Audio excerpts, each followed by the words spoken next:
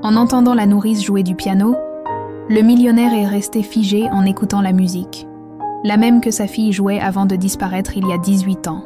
François Delcourt contemplait Paris depuis la baie vitrée de son bureau au dernier étage de la tour Delcourt Immobilier, à 52 ans.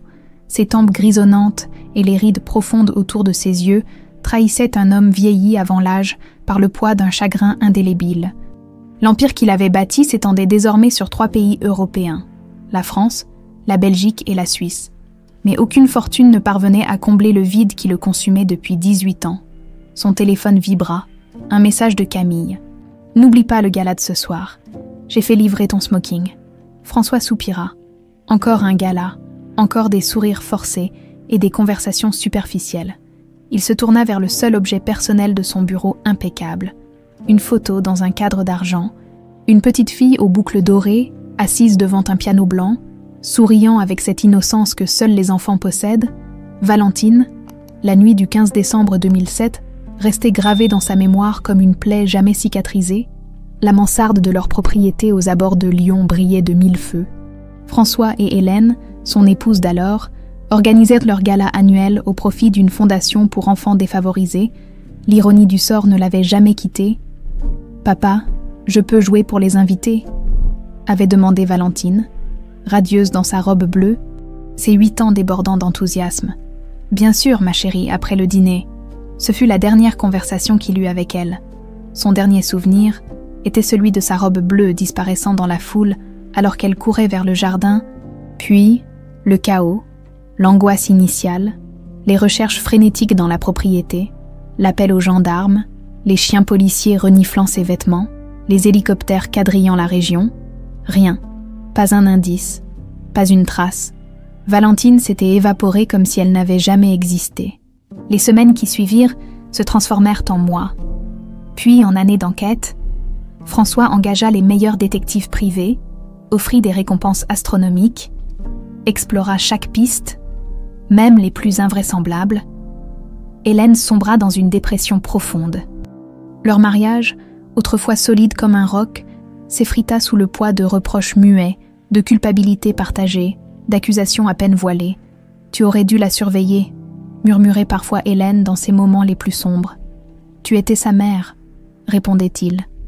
Incapable de retenir sa propre douleur, 3 ans après la disparition, ils divorcèrent au milieu d'une amertume qui acheva de détruire ce que le chagrin avait commencé. Hélène quitta Lyon pour Marseille, tentant de reconstruire une vie loin des fantômes. François s'enferma dans son travail, bâtissant des tours et des résidences comme pour compenser le vide béant dans sa poitrine. Le soleil commençait à décliner sur Paris. François quitta son bureau, son chauffeur l'attendant devant la tour pour le ramener à leur résidence parisienne. « Bonjour, monsieur », salua respectueusement le chauffeur. « Bonjour, Marcel. Chez moi, s'il vous plaît. » Dans la voiture, François ferma les yeux.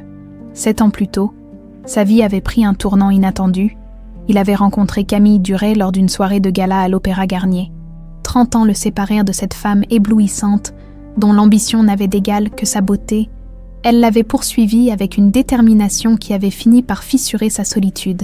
« Je peux vous apporter ce qu'il vous manque », lui avait-elle promis. Une nouvelle vie, un nouveau départ. François n'était pas dupe. Il savait qu'elle convoitait son nom, sa fortune, son statut, mais il avait besoin d'échapper à ses démons. Ils se marièrent dans l'intimité 6 mois plus tard. Camille tomba enceinte peu après. Comme pour sceller leur pacte, contre toute attente, elle donna naissance à des jumeaux, Louis et Chloé. La voiture s'arrêta devant leur hôtel particulier dans le 16e arrondissement. François monta directement à l'étage des enfants. Comme chaque soir, à 5 ans, les jumeaux étaient son unique source de joie authentique. Il trouva Chloé dessinant sagement, ses boucles blondes rappelant douloureusement celles de Valentine. « Papa !» s'écria-t-elle en se jetant dans ses bras. « Où est Louis ?» demanda François, embrassant le front de sa fille. Avec Juliette à la piscine. François sentit son sang se glacer. Seul. Oui, elle parle au téléphone. Il dévala les escaliers jusqu'au jardin d'hiver, où se trouvait la piscine intérieure. La scène qui l'accueillit resta gravée dans sa mémoire aussi intensément que la disparition de Valentine. Juliette, leur dernière gouvernante en date, était absorbée par une conversation téléphonique, dos à la piscine, et dans l'eau, Louis se débattait silencieusement, son petit corps disparaissant et réapparaissant à la surface. Sans réfléchir, François plongea tout habillé. Il attrapa son fils et le ramena au bord, le cœur battant à tout rompre. Louis toussa, recracha de l'eau, puis respira, vivant, sain et sauf. Juliette se tenait pétrifiée, son téléphone encore à la main. « Dehors !» articula François d'une voix glaciale. « Vous êtes renvoyé, immédiatement. » Cette nuit-là, après avoir couché les enfants et subi le dîner avec Camille et ses récriminations. « Tu exagères, il n'est rien arrivé de grave. » François s'enferma dans son bureau. La rage, la peur et les souvenirs se mêlèrent dans son esprit. Il avait déjà perdu un enfant. Il avait failli en perdre un autre. « Nous avons besoin de quelqu'un de compétent », exigea-t-il auprès de Camille le lendemain. « Quelqu'un qui s'occupera véritablement des enfants, pas de son téléphone. »« Je m'en occupe », répliqua-t-elle avec une moue irritée. « Mais franchement, François, c'est la 5e en 2 ans. Peut-être que si tu ne terrorisais pas le personnel, trouve quelqu'un de bien ?» coupa-t-il. « Je ne plaisante pas. » Camille contacta plusieurs agences réputées, et c'est ainsi que 3 candidatures atterrirent sur le bureau de François. Parmi elles, celle d'une certaine Marianne Lefebvre, 26 ans, expérience en éducation infantile, référence solide. François ne le savait pas encore, mais cette candidature allait bouleverser son existence d'une manière qu'il n'aurait jamais pu imaginer. 2 jours plus tard, dans le petit salon de leur résidence d'été près de Lyon, la même propriété où Valentine avait disparu, François attendait pour l'entretien. C'était la première fois qu'il s'intéressait personnellement au recrutement d'une gouvernante. Quelque chose lui disait que cette décision était trop importante pour être déléguée. La porte s'ouvrit sur Marianne Lefebvre, une jeune femme aux cheveux châtains ondulés attachés en un chignon simple, des yeux couleur miel qui semblaient porter une sagesse au-delà de son âge. Quelque chose dans son regard frappa François, une mélancolie familière, une profondeur qu'il reconnaissait pour l'avoir vue chaque jour dans son propre miroir. « Bonjour, monsieur Delcourt », dit-elle d'une voix douce mais assurée. « Je vous remercie de me recevoir. » François ne le savait pas encore. Mais le destin venait de frapper à sa porte, offrant une chance de réparer ce qui semblait irréparable depuis 18 longues années. Marianne Lefebvre s'était préparée méticuleusement pour cet entretien.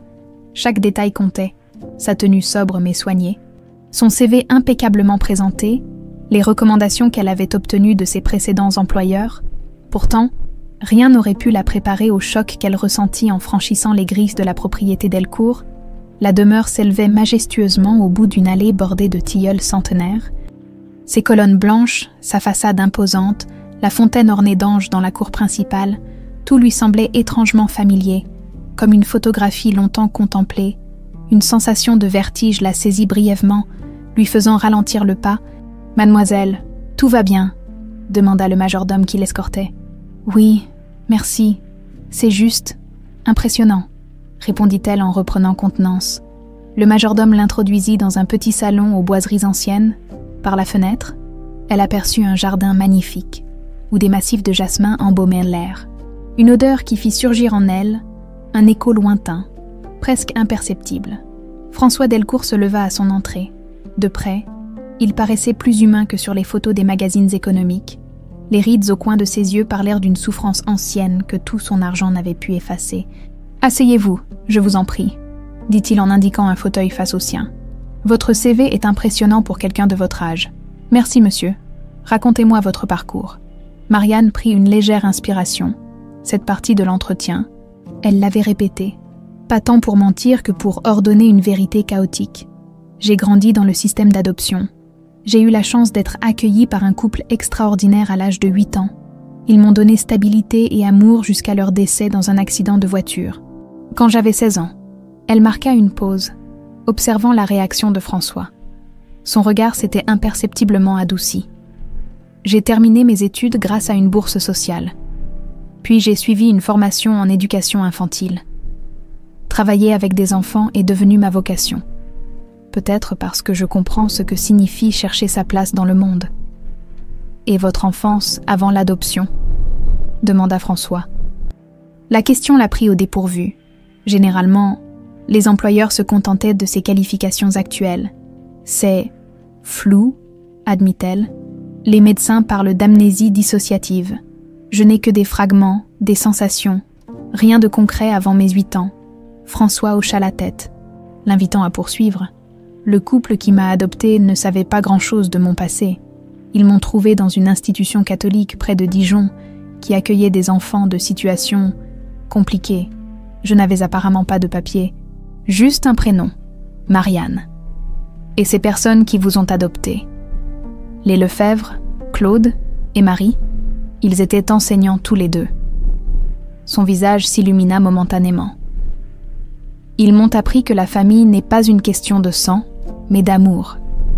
François sembla perdu dans ses pensées un instant.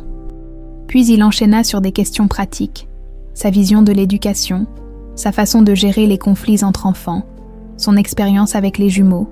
Marianne répondait avec assurance, mais une partie d'elle restait troublée par cette demeure qui éveillait en elle des résonances inexplicables. « Louis est un garçon sensible qui bégaye quand il est anxieux », expliqua François. « Chloé est plus extravertie, mais elle souffre de terreurs nocturnes.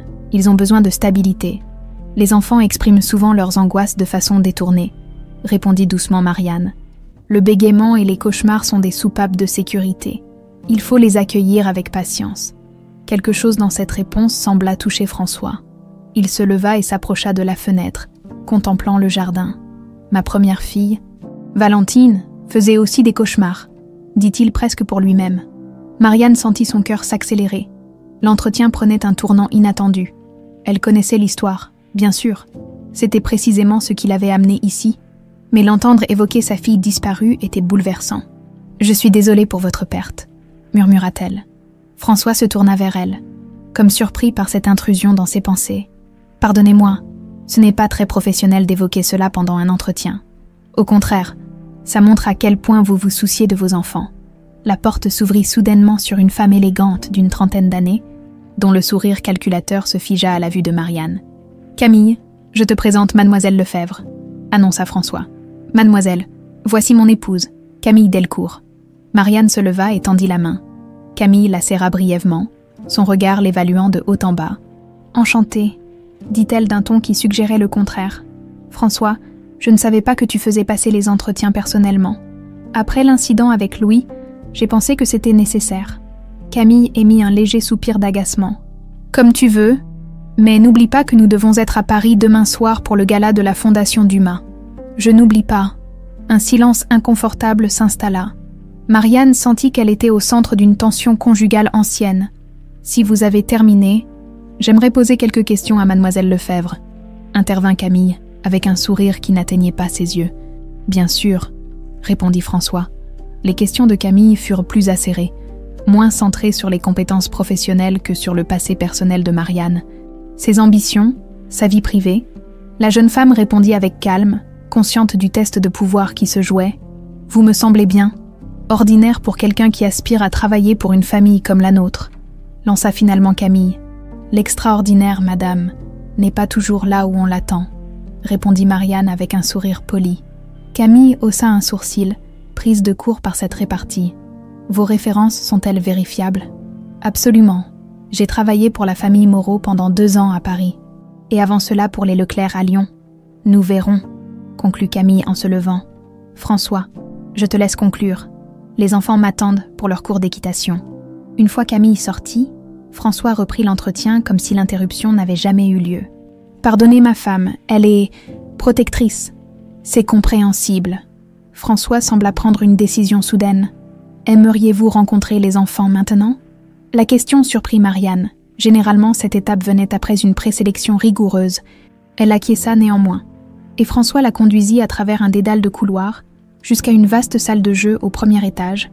Louis et Chloé étaient en train de construire un château de blocs sous la supervision distraite d'une femme d'âge mûr qui tricotait dans un coin.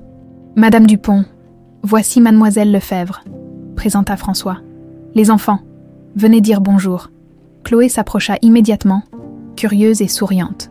Louis resta en retrait, observant Marianne avec des yeux méfiants. « Bonjour », dit Marianne en s'accroupissant pour se mettre à leur hauteur. « Vous construisez un château ? C'est une fusée ?» corrigea Chloé avec assurance. « Une fusée forteresse ?» précisa Louis, luttant avec les consonnes. « C'est ingénieux ?» sourit Marianne. « Une fusion parfaite ? Est-ce que je peux vous aider ?» Les 2 enfants échangèrent un regard. Puis Louis hocha timidement la tête. « Marianne s'assit par terre avec eux, ignorant délibérément le regard désapprobateur de Madame Dupont. Elle commença à leur poser des questions sur leur construction. Écoutant attentivement leurs explications enthousiastes, François les observa un moment depuis la porte.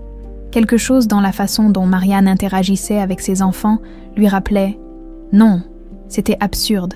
Pourtant, cette facilité naturelle, cette manière d'écouter vraiment, c'est la plus haute fusée du monde », expliquait Louis, son bégaiement s'atténuant à mesure qu'il s'enthousiasmait. « Elle va aller jusqu'aux étoiles », ajouta Chloé. « Les étoiles dans le jardin », murmura Marianne sans réfléchir, les mots lui échappant comme un écho lointain.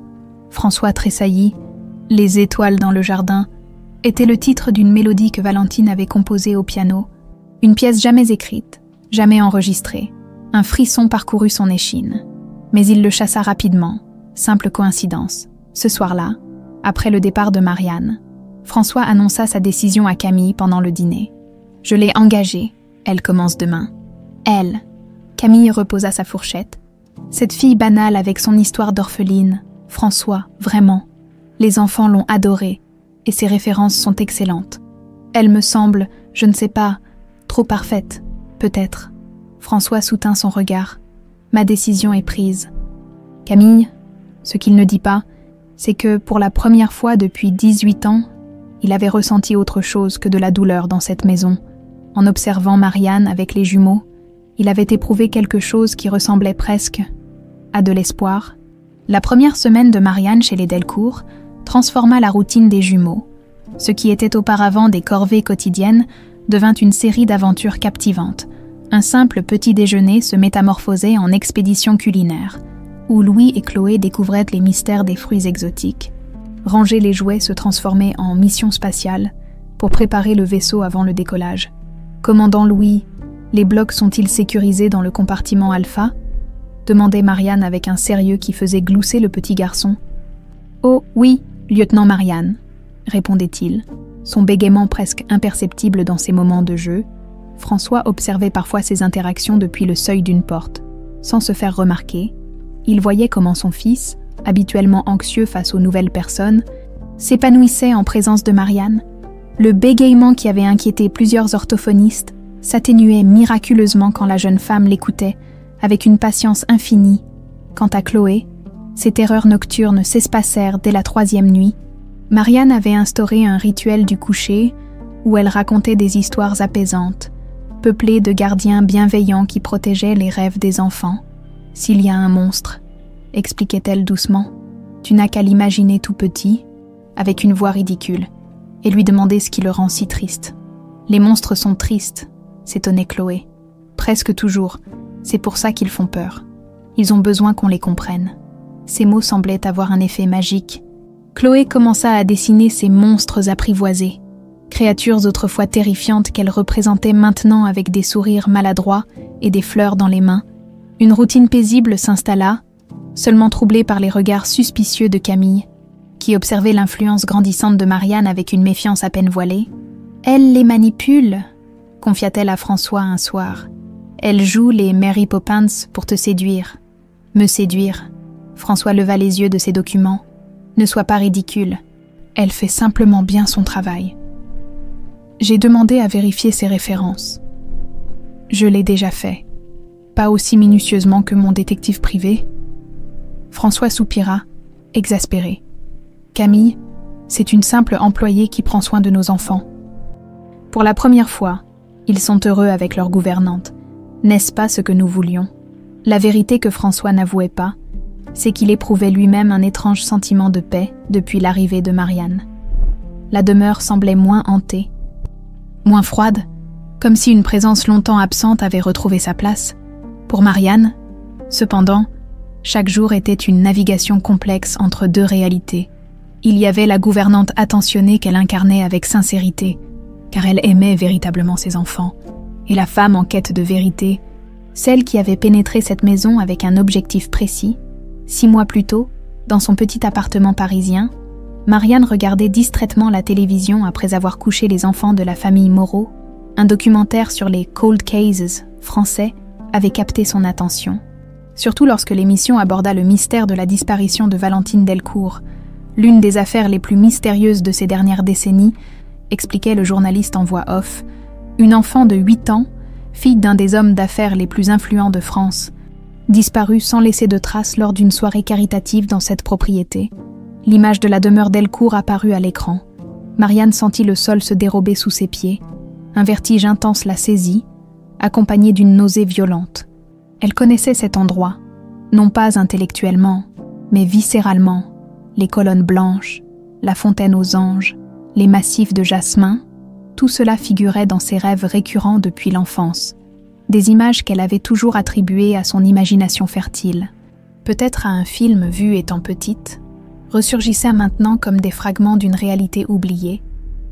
Cette nuit-là, elle ne dormit pas. Elle rechercha frénétiquement tout ce qu'elle pouvait trouver sur l'affaire Valentine Delcourt. Les dates correspondaient à sa propre zone d'ombre. Valentine avait disparu en 2007, exactement l'année où Marianne était apparue, sans mémoire, dans cette institution catholique près de Dijon. Une coïncidence, peut-être, ou peut-être pas. Les semaines suivantes, elle avait méthodiquement préparé son approche, recherché l'agence qui recrutait pour les Delcourt, peaufiner son CV, obtenir des recommandations impeccables, étudier le profil de François, de Camille, des jumeaux, et finalement, décrocher cet entretien qu'il avait mené ici, dans cette maison qui éveillait en elle d'étranges résonances. Maintenant, entre deux histoires racontées aux enfants, Marianne observait, écoutait, cherchait, chaque couloir, chaque tableau, chaque objet était scruté discrètement. Elle notait mentalement les détails qui provoquaient en elle ces sensations de déjà-vu. L'escalier en marbre dont elle connaissait intuitivement le nombre exact de marches, le vieil horloge du hall dont le tic-tac semblait familier, la disposition des pièces qu'elle semblait deviner avant de les découvrir. Un après-midi, alors que les enfants faisaient la sieste, Marianne explora le 2e étage. La plupart des pièces étaient des chambres d'amis ou des bureaux. Mais au bout d'un corridor, elle trouva une porte verrouillée. La serrure ancienne semblait n'avoir pas été utilisée depuis longtemps. Quelque chose dans cette porte close l'attirait inexplicablement. C'est l'ancienne chambre de Mademoiselle Valentine. Marianne sursauta. Madame Dupont, la gouvernante principale, se tenait derrière elle, son regard sévère teinté de suspicion. « Je ne voulais pas être indiscrète », s'excusa Marianne. « Je cherchais juste à me familiariser avec la maison. Certaines parties de cette maison ne vous concernent pas », répliqua sèchement la femme. « Monsieur Delcourt n'a jamais autorisé personne à entrer dans cette chambre depuis ce jour-là. Je comprends. Pardonnez-moi. Les enfants vont bientôt se réveiller. Vous feriez mieux de préparer leur goûter. » Marianne acquiesça et s'éloigna, sentant le regard de Madame Dupont la suivre. La vieille gouvernante représentait un obstacle. Elle avait probablement connu Valentine, avait peut-être été présente le soir de sa disparition.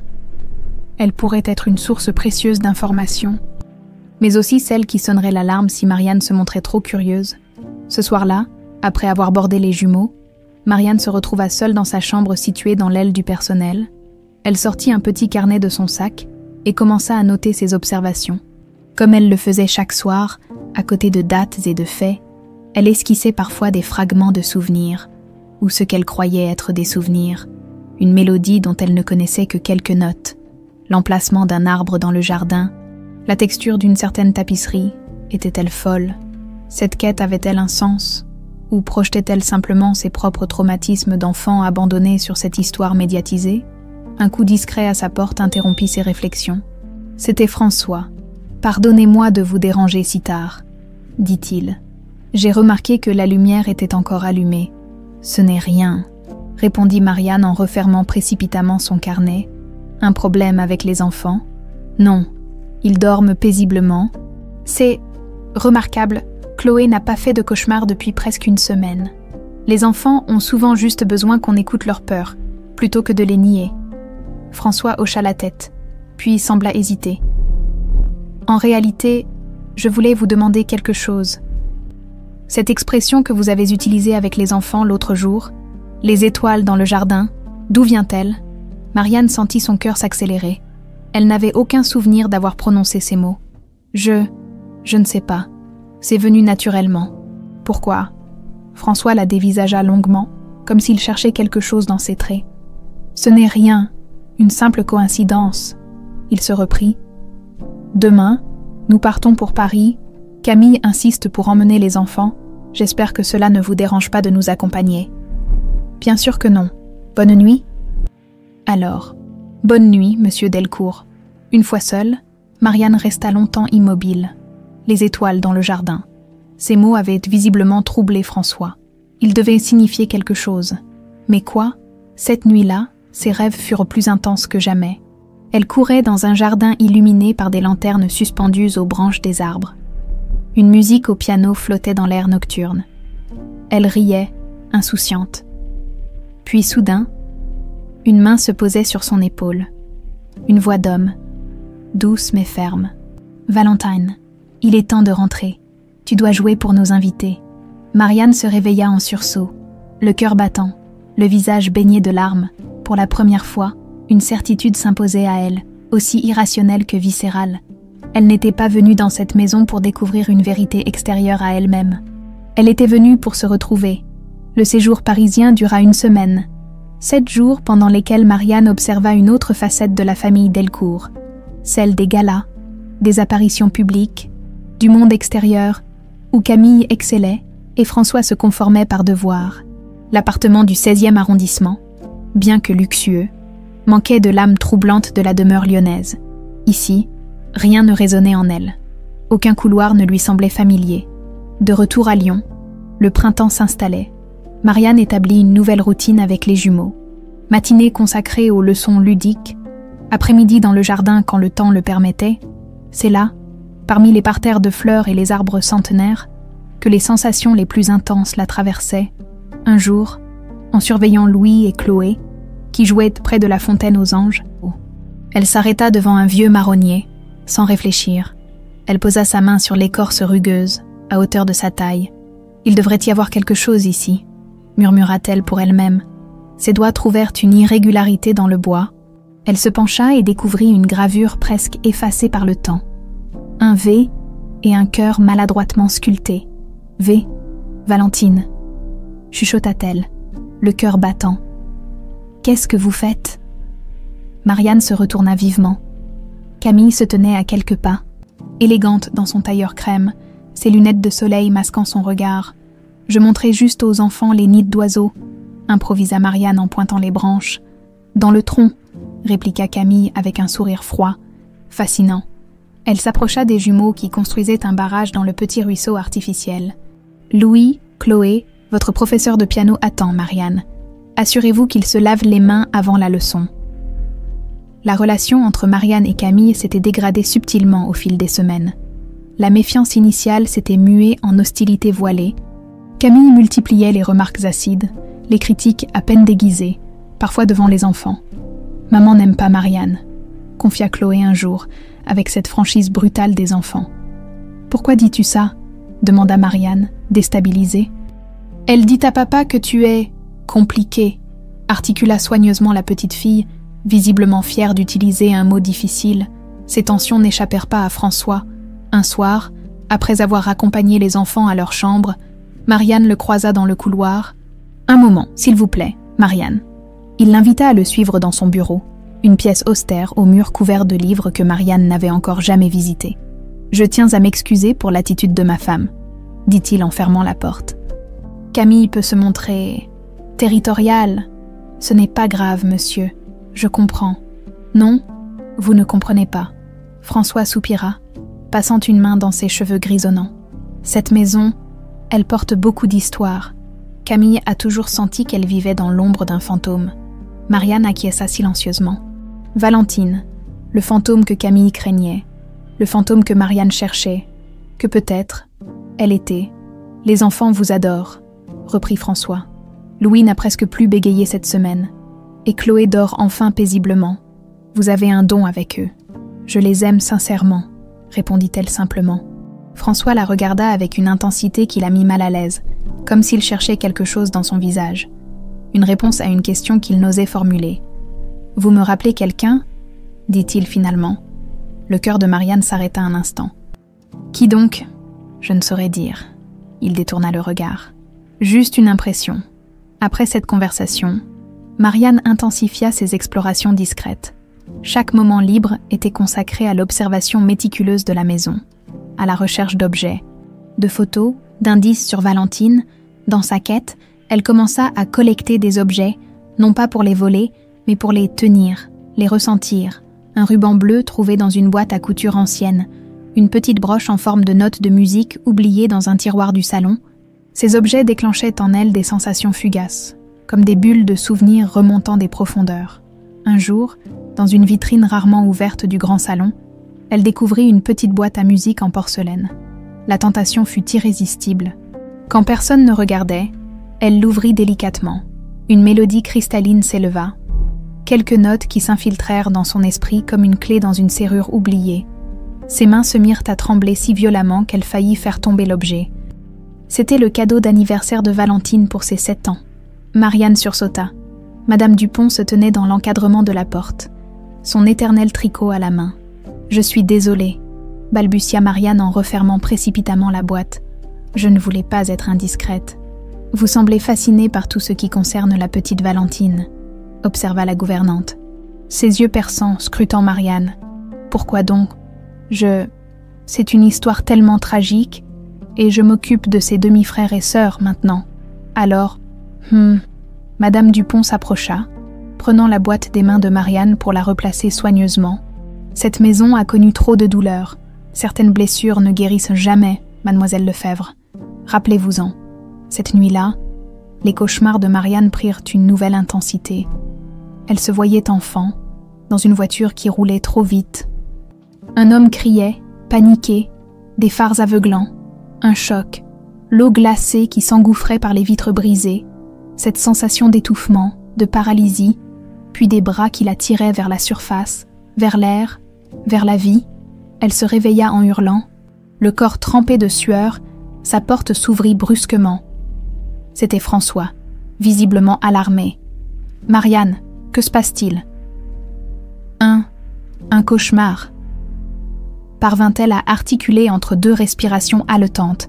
« Je suis désolée de vous avoir réveillée. » Il s'approcha et s'assit au bord de son lit. Une présence rassurante et solide. « Vous êtes brûlante de fièvre », constata-t-il en posant une main sur son front. « Je vais chercher quelque chose. » Il revint quelques minutes plus tard avec un verre d'eau et des comprimés. « Prenez ceci. C'est un antipyrétique. » Marianne obéit, ses mains tremblant encore. « Merci. Voulez-vous en parler ? Du cauchemar ?» Elle hésita. Pouvait-elle lui confier ses visions, ces fragments qui la hantaient ?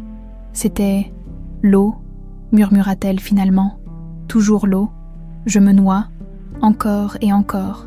François pâlit visiblement. Depuis longtemps ? Depuis toujours. Les médecins disent que c'est peut-être lié à un traumatisme de mon enfance. Mais comme je ne me souviens de rien avant mes 8 ans, un silence lourd s'installa. François semblait perdu dans ses pensées, comme s'il assemblait mentalement des pièces d'un puzzle invisible. « Reposez-vous », dit-il finalement, en se levant. « Nous en reparlerons quand vous irez mieux. » Le lendemain, Marianne se réveilla tard, la tête lourde, mais la fièvre tombée. En descendant, elle trouva les jumeaux au petit déjeuner, surveillés par Madame Dupont. « Papa est parti très tôt », annonça Chloé. « Il a dit que tu devais te reposer. »« Et Madame ?» demanda Marianne. « Maman est à Paris pour son gala », répondit Louis, articulant soigneusement pour ne pas bégayer. La journée s'écoula tranquillement. Mais le soir, alors que les enfants dormaient, Marianne fut surprise de trouver François l'attendant dans le petit salon. « Comment vous sentez-vous » demanda-t-il. « Beaucoup mieux. Merci. » Il lui tendit un dossier. « J'ai pensé que ceci pourrait vous intéresser. C'est le programme d'activité pour l'été. Les enfants iront 2 semaines chez leurs grands-parents maternels en août. » Marianne parcourut le document, mais sentait que ce n'était pas la vraie raison de cette rencontre. François semblait nerveux, chose rare chez cet homme habituellement si maître de lui. « Marianne, » commença-t-il, puis s'interrompit. « Non, rien. Bonne nuit. » Il se leva brusquement et quitta la pièce, laissant Marianne perplexe, ce qu'elle ignorait.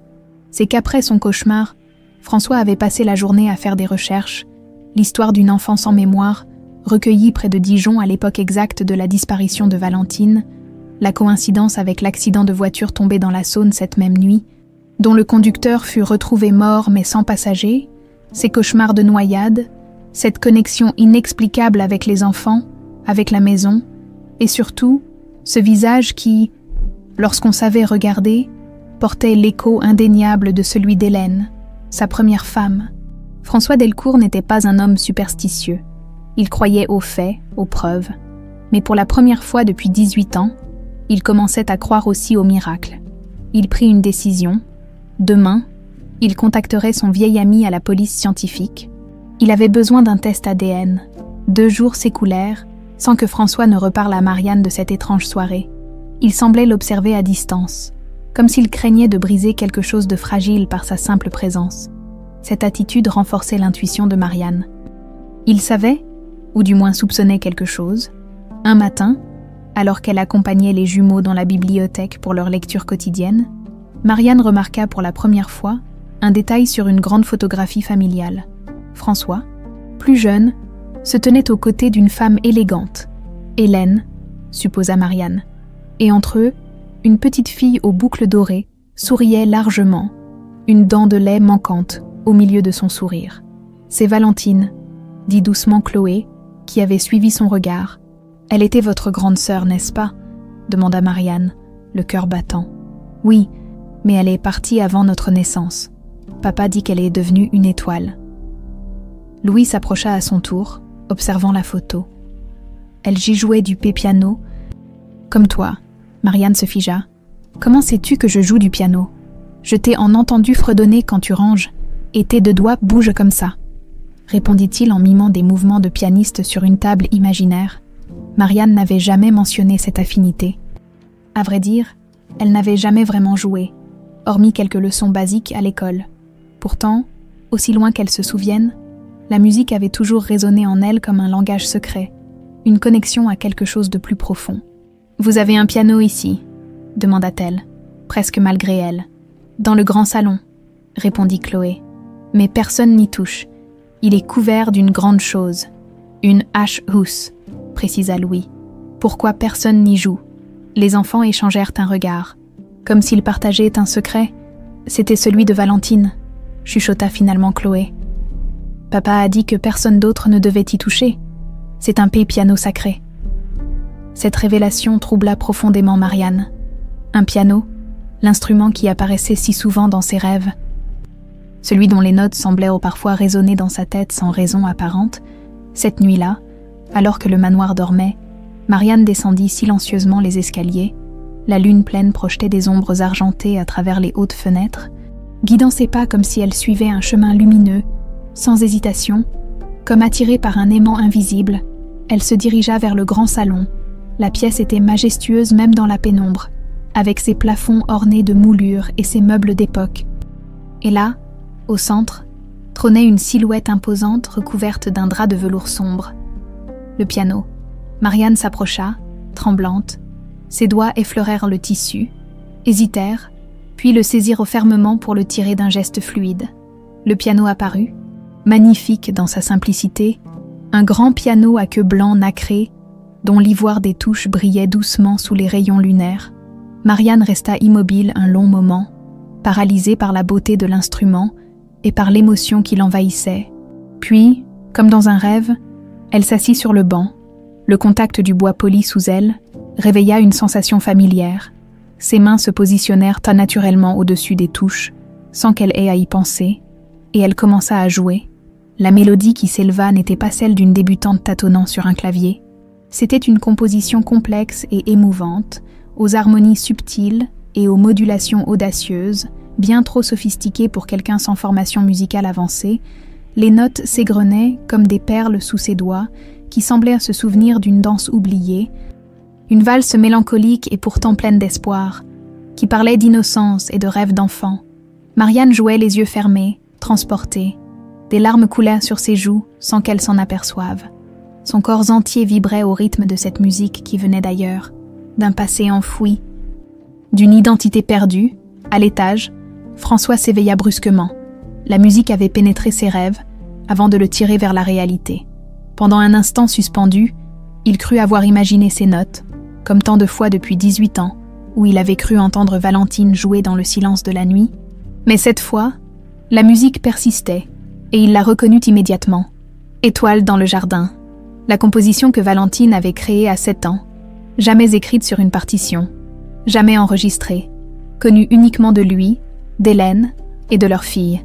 Il se leva précipitamment et descendit les escaliers, le cœur battant à lui rompre. La mélodie s'amplifiait à mesure qu'il approchait du grand salon. Lorsqu'il atteignit le seuil, la vision qui l'accueillit le figea sur place. Marianne, baignée dans la lumière lunaire, jouait avec une grâce hypnotique sur le piano de Valentine. Sa silhouette, vue de dos, évoquait tellement celle de sa fille que François dut s'appuyer contre le chambranle pour ne pas défaillir. Il resta là, incapable de bouger, écoutant cette musique qu'il n'aurait jamais dû entendre à nouveau. Chaque note était exacte, chaque nuance respectée, comme si Valentine elle-même était revenue jouer. Lorsque les dernières notes s'éteignirent, Marianne ouvrit les yeux et aperçut François dans l'encadrement de la porte. Leurs regards se croisèrent dans un moment de vérité suspendue. « Je ne sais pas ce qui s'est passé », murmura-t-elle d'une voix tremblante. Mes mains, elles se sont simplement souvenues. Cette phrase, prononcée avec une innocence désarmante, brisa quelque chose en François. Il s'avança dans la pièce comme un somnambule. « Comment connaissez-vous cette mélodie ?» demanda-t-il, la voix rauque d'émotion. « Je ne la connais pas », répondit Marianne, perdue. « Je ne l'ai jamais entendue, mes doigts. C'est comme s'ils avaient leur propre mémoire. » François s'assit lentement à côté d'elle sur le banc du piano. « Cette mélodie s'appelle « Étoile dans le jardin », expliqua-t-il doucement. « C'est une composition originale que ma fille Valentine a créée quand elle avait 7 ans. Elle n'a jamais été écrite ni enregistrée. Personne au monde ne la connaît, hormis sa mère et moi. » Le sang de Marianne se glaça. « C'est impossible. Pas si vous êtes Valentine. » Ces mots, prononcés avec une émotion contenue, semblèrent faire vibrer l'air autour d'eux. Marianne se leva brusquement, comme brûlée. « Non, c'est absurde. Je ne peux pas être. Je m'appelle Marianne Lefebvre. J'ai grandi près de Dijon, mes parents adoptifs. Quand avez-vous été adoptée, Marianne ? À 8 ans, en 2007. » Elle s'interrompit, réalisant soudain la coïncidence de date. « Mais ça ne prouve rien.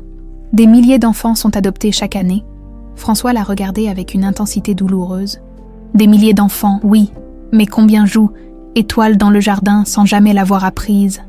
Marianne recula jusqu'à heurter le mur. Son esprit tourbillonnait, incapable d'intégrer cette possibilité vertigineuse. Être Valentine, la fille disparue de François Delcourt, l'enfant au piano sur la photo. « J'ai contacté un ami à la police scientifique, » poursuivit François calmement. « Si vous acceptez un test ADN, nous saurons avec certitude. »« Un test ADN ?» répéta Marianne, abasourdie. « Je ne vous forcerai à rien, » assura François en se levant à son tour. « Mais j'ai besoin de savoir, et vous aussi, je pense. » Il s'approcha lentement, et tendit la main vers son visage, comme pour la toucher, mais s'arrêta à mi-chemin, n'osant pas franchir cette distance. « Vos yeux, » murmura-t-il, « ils ont la même couleur que ceux d'Hélène. » Comment ai-je pu ne pas le voir immédiatement ? Marianne sentit ses jambes faiblir. Tout cela était trop. Les coïncidences, les sensations, les rêves, et maintenant cette mélodie surgissant de ses doigts, sans qu'elle sache comment. « J'ai besoin de temps, » balbutia-t-elle. « Pour réfléchir ?» François acquiesça. « Bien sûr, prenez tout le temps nécessaire. » Alors qu'elle se dirigeait vers la porte, il ajouta doucement. « Mais sachez une chose, Marianne, si vous êtes Valentine, cela signifie que vous êtes revenue à la maison, et que le miracle que j'ai cessé d'espérer s'est finalement produit. » Marianne regagna sa chambre dans un état second. Elle passa le reste de la nuit à fixer le plafond, assaillie par des images contradictoires. Son enfance avec les Lefebvre, qu'elle chérissait, mais aussi ses flashs de vie antérieure qui prenaient soudain un sens terrible et merveilleux. À l'aube, elle prit une décision. Elle envoya un message à François. « Je suis d'accord pour le test. » Ce qu'elle ignorait, c'est que François n'avait pas attendu sa permission. Le verre d'eau qu'elle avait bu lors de sa nuit de fièvre avait déjà été envoyé au laboratoire, et les résultats préliminaires venaient d'arriver sur son téléphone. Les jours qui suivirent furent étranges, suspendus entre deux réalités. En surface, Marianne continuait à s'occuper des jumeaux, souriant, jouant, lisant des histoires, mais sous cette apparence de normalité, un séisme émotionnel secouait les fondations de son identité. François, de son côté, naviguait dans un état similaire. Les résultats préliminaires de l'ADN indiquaient une probabilité très élevée de parenté, mais ils n'étaient pas définitifs, jusqu'à la confirmation finale. Ils se retenaient d'espérer trop fort, de peur que cet ultime espoir ne soit brisé comme tant d'autres auparavant. Les regards qu'ils échangeaient étaient chargés de questions muettes, d'émotions contenues. Une complicité tacite s'était établie entre eux, au grand déplaisir de Camille qui venait de rentrer de Paris. « Tu la regardes comme si elle était un fantôme », reprocha-t-elle à François un soir, après un dîner particulièrement tendu. « Qu'est-ce qui se passe avec cette fille ?»« Rien qui te concerne, » répondit-il sèchement. « Tout ce qui se passe dans cette maison me concerne. Je suis ta femme. » François la dévisagea longuement. « Pour combien de temps encore, Camille ? Nous savons tous les deux que ce mariage n'est qu'une façade. » La remarque fit l'effet d'une gifle. Camille pâlit, puis se reprit avec cette maîtrise qui la caractérisait dans les situations difficiles. C'est elle qui te met ses idées en tête, cette gouvernante sortie de nulle part. Marianne n'a rien à voir avec l'état de notre mariage. Marianne. Elle eut un rire sans joie. C'est Marianne maintenant, plus Mademoiselle Lefebvre. Qu'est-ce qu'elle t'a fait, François? Elle t'a séduit. Il secoua la tête, exaspéré. Tu ne comprends pas. Alors explique-moi, exigea Camille en croisant les bras. François hésita. Devait-il partager ses soupçons, ses espoirs? Non, pas encore, pas avant d'être certain. J'ai simplement découvert que Marianne a un talent remarquable avec les enfants. Louis n'a presque plus bégayé cette semaine, et ça justifie la façon dont tu la dévores des yeux. François ne répondit pas. Il quitta la pièce, laissant Camille fulminante. Le lendemain matin, Marianne surprit une conversation entre Camille et quelqu'un au téléphone, alors qu'elle passait devant le petit salon. « Je veux tout savoir sur elle, Pierre. Absolument tout. Remonter aussi loin que possible. Oui, c'est urgent. Non, François ne doit rien savoir de cette enquête. » Marianne s'éloigna silencieusement. Camille engageait un détective privé pour l'investiguer. La situation devenait dangereuse. Si les tests ADN confirmaient qu'elle était Valentine, comment Camille réagirait-elle? Perdrait-elle son statut d'épouse de François Delcourt? Que deviendraient les jumeaux? Préoccupée par ces questions, Marianne décida de se confier à la seule personne qui pourrait peut-être l'aider, Madame Dupont.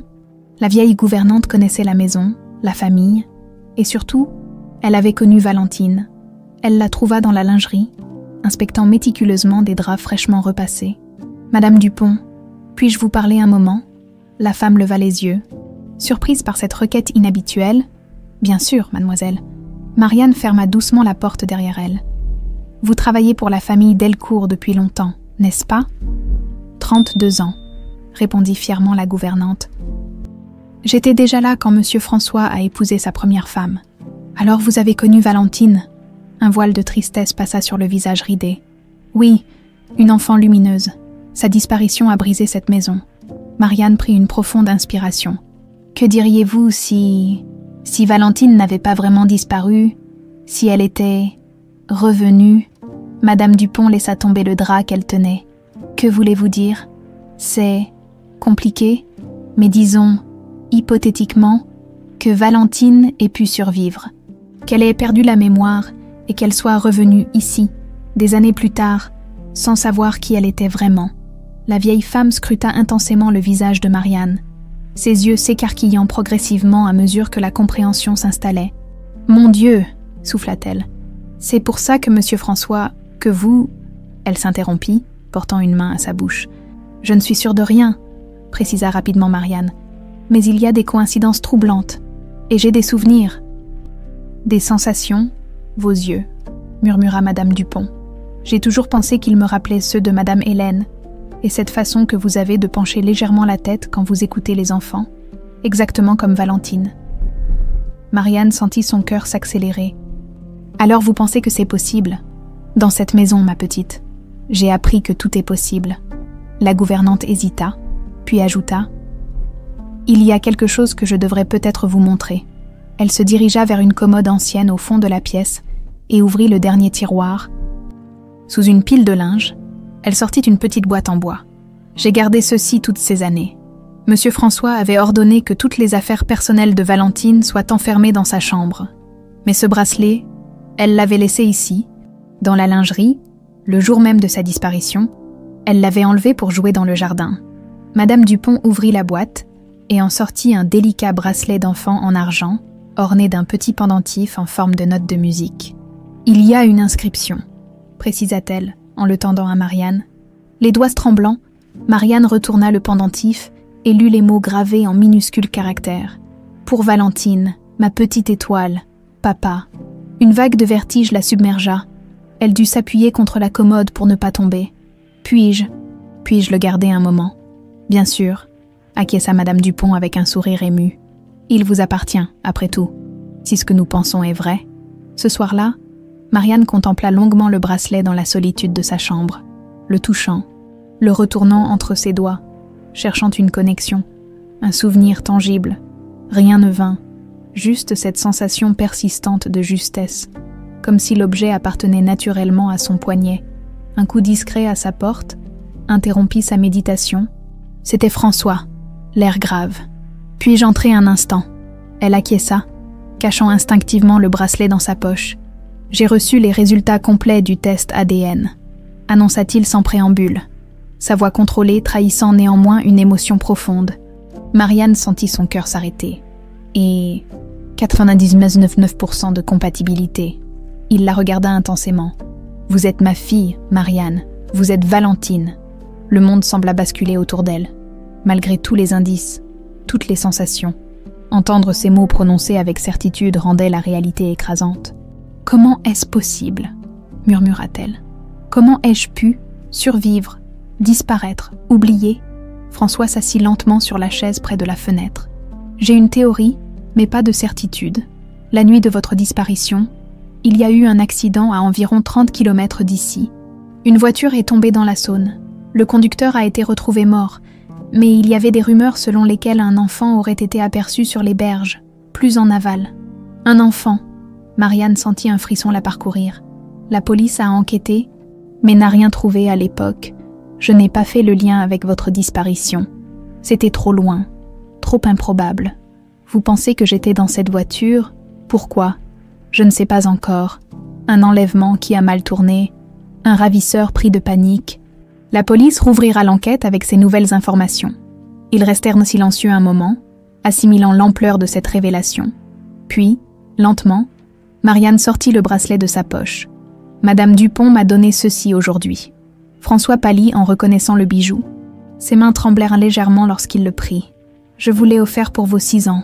Vous le portiez, presque tous les jours. Je ne m'en souviens pas, » avoua Marianne avec tristesse. « Je ne me souviens de rien, ou presque. La mémoire reviendra peut-être, ou peut-être pas. Ce qui compte, c'est que vous soyez revenu. Et maintenant ?» demanda-t-elle, soudain effrayée par les implications de cette découverte. « Maintenant, nous devons parler à Camille. Et puis, je dois appeler Hélène, votre mère. » La mention d'Hélène provoqua une sensation étrange en Marianne, un mélange d'anticipation et d'angoisse. Cette femme sur la photo, élégante et souriante, était sa mère, une inconnue familière. « Les jumeaux, ils sont mes demi-frères et sœurs, » réalisa-t-elle soudain. « Oui, » sourit François, des larmes brillant dans ses yeux habituellement stoïques. « Et ils vous adorent déjà. » Sans même savoir qui vous êtes vraiment. Un bruit soudain les fit sursauter. Camille se tenait dans l'encadrement de la porte, le visage livide, les yeux écarquillés d'incompréhension. « De quoi parlez-vous » demanda-t-elle d'une voix étranglée. « François, qu'est-ce que ça signifie ?» Le moment tant redouté était arrivé. François se leva lentement, protecteur, se plaçant inconsciemment entre Camille et Marianne. « Camille, il faut que nous parlions. J'ai découvert quelque chose d'extraordinaire.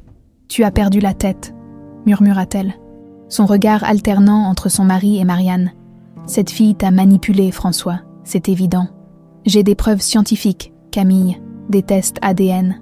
Des tests. » Elle éclata d'un rire nerveux. « Quel test? Quand as-tu fait ça? » Derrière mon dos. Je devais savoir. Savoir quoi? Que cette inconnue prétend être ta précieuse Valentine. C'est une imposture, François. Une manipulation pour s'introduire dans notre famille, pour prendre notre argent. Marianne resta silencieuse. Consciente que chaque mot ne ferait qu'aggraver la situation, François, lui, garda un calme surprenant. « Camille, Je comprends ton choc, mais les faits sont là. Marianne et Valentine, ma fille est revenue à la maison. Le regard de Camille se durcit, toute trace de désarroi disparaissant sous une colère glaciale. Très bien, si c'est ce que tu choisis de croire, je n'ai plus rien à faire ici. Elle tourna les talons et sortit précipitamment. François soupira profondément. Ça aurait pu être pire, commenta-t-il avec un faible sourire. Ce qu'ils ignoraient, c'est que la tempête ne faisait que commencer. Dans sa fureur, Camille avait pris une décision qui allait bouleverser leur fragile équilibre retrouvé. Le lendemain matin, la maison s'éveilla dans une atmosphère étrange. Camille avait disparu, emportant quelques affaires et laissant derrière elle un silence lourd de questions. François avait brièvement expliqué aux jumeaux que maman était partie en voyage d'affaires à Paris, une excuse à laquelle ils étaient habitués. Mais pour les adultes de la maison, la tension était palpable. « J'ai appelé Hélène », confia François à Marianne, alors qu'ils prenaient un café dans la véranda, les enfants jouant dans le jardin sous l'œil vigilant de Madame Dupont. « Et comment a-t-elle réagi ?» demanda Marianne, le cœur battant à l'idée de cette femme qui était biologiquement sa mère, mais dont elle n'avait aucun souvenir conscient. Elle est sous le choc, bien sûr, incrédule au début, puis bouleversée quand je lui ai parlé des résultats ADN. Il hésita. Elle prend le train de Marseille ce soir. Elle sera là demain matin. Marianne sentit sa gorge se nouer. Sitôt, je ne suis pas sûre d'être prête. François posa doucement sa main sur la sienne. Ce geste paternel, si naturel et pourtant si nouveau, la fit frissonner. Personne n'est vraiment prêt pour un miracle, Valentine. Ce nom, son vrai nom, résonnait encore étrangement à ses oreilles, comme un vêtement qui aurait appartenu à quelqu'un d'autre mais qu'on lui demandait de porter. « Je préfère que vous continuiez à m'appeler Marianne pour le moment, » murmura-t-elle, « du moins jusqu'à ce que je me sente plus Valentine que Marianne. » Il acquiesça, compréhensif. Bien sûr, tout prendra du temps. Ils discutèrent ensuite des aspects pratiques de la situation. Comment annoncer la nouvelle aux jumeaux? Fallait-il contacter les médias ou garder cette découverte privée le plus longtemps possible? Que faire concernant Camille et son comportement imprévisible? « Je vais contacter mon avocat aujourd'hui », décida François. « Il faut protéger les enfants. Quoi qu'il arrive. » Marianne passa la journée dans un état second. Oscillant entre des moments d'euphorie, elle avait retrouvé sa vraie famille.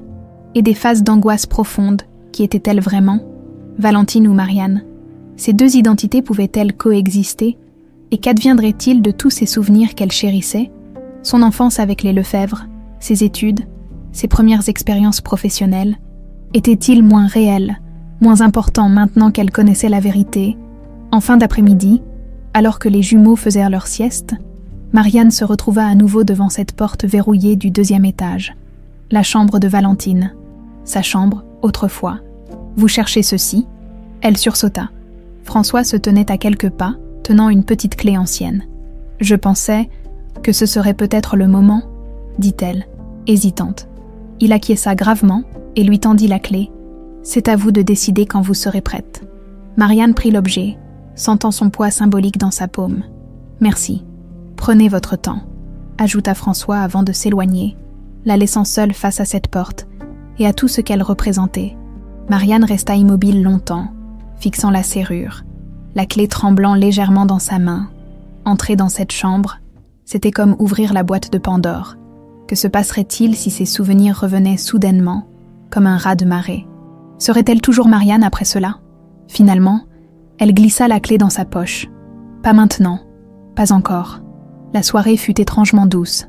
François dîna avec les jumeaux, et Marianne, comme une famille réunie après une longue séparation, il raconta des anecdotes sur Valentine petite, sur elle petite, sans pression. Juste pour partager, certaines histoires ne faisaient en rire les enfants.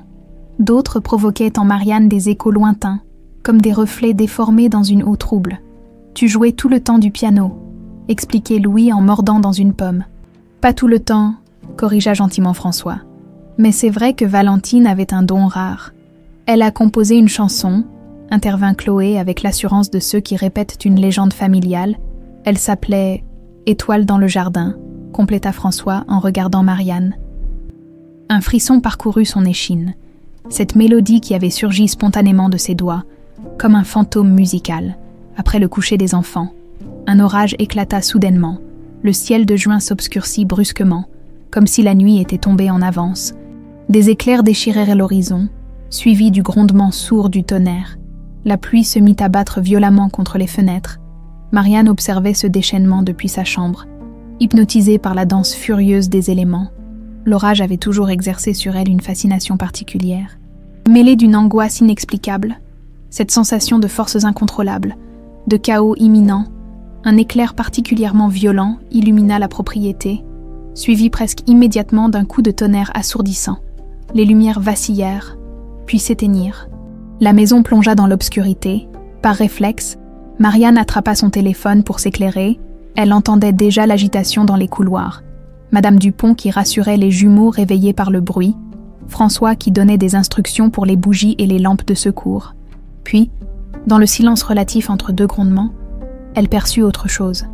Des pleurs, ténus mais distincts, semblant provenir de la chambre de Valentine, le cœur battant. Elle sortit dans le couloir plongé dans les ténèbres. Les pleurs continuaient. À peine audible sous le vacarme de la pluie, elle s'approcha de la porte verrouillée, guidée par la faible lueur de son téléphone. Les pleurs s'intensifièrent, comme ceux d'une enfant perdue, terrorisée par l'orage. Sans réfléchir davantage, Marianne sortit la clé de sa poche et la glissa dans la serrure. Le mécanisme résista d'abord, puis céda dans un cliquetis rouillé. La porte s'ouvrit avec un grincement plaintif. L'odeur la frappa en premier. Un mélange de renfermé, de poussière, et sous ses couches, quelque chose d'indéfinissable mais étrangement familier, une fragrance d'enfance, de sécurité.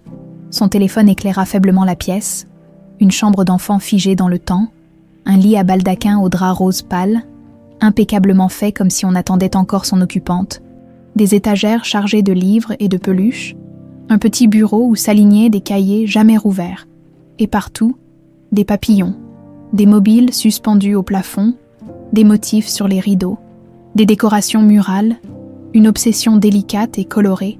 Marianne avança lentement, comme dans un sanctuaire. Les pleurs avaient cessé. Avait-elle imaginé ce son?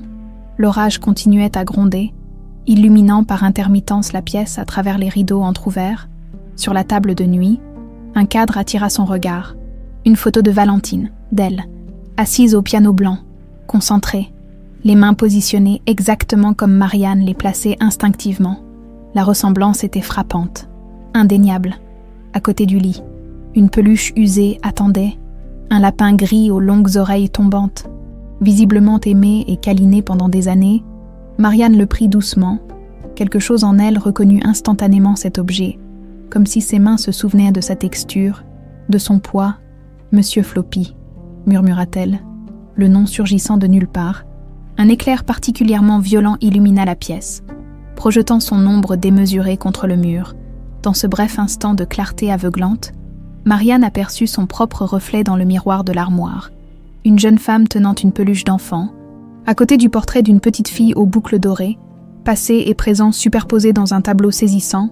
Quelque chose céda en elle, une digue invisible, retenant un flot de sensations plus que de souvenirs concrets. Elle s'effondra sur le lit, serrant la peluche contre sa poitrine, submergée par une émotion trop puissante pour être contenue. Valentine. La voix de François, inquiète, provenait du couloir. Il apparut dans l'embrasure, une bougie à la main, son visage exprimant à la fois l'inquiétude et la compréhension en découvrant Marianne dans cette chambre préservée comme un musée. « J'ai entendu des pleurs », expliqua-t-elle, la voix tremblante. Il s'approcha lentement et s'assit sur le bord du lit. « Cette peluche ne vous a jamais quitté jusqu'à cette nuit-là ?» Marianne caressa la tête usée du lapin. « Je l'ai appelé Monsieur Floppy. » François tressaillit. « Vous vous en souvenez ? » ?»« Non. Oui. Je ne sais pas. Le nom est venu tout seul. » Un silence chargé d'émotions s'installa entre eux, ponctué par le grondement plus distant de l'orage qui s'éloignait. « Les papillons, » dit finalement Marianne. « J'ai toujours été attirée par eux, sans savoir pourquoi. J'en dessinais partout. Enfant. » François sourit tristement. « Votre mère vous emmenait souvent à la serre aux papillons du jardin botanique. Vous disiez qu'ils étaient des fleurs qui avaient décidé de s'envoler. » Ces mots provoquèrent en Marianne une onde de reconnaissance.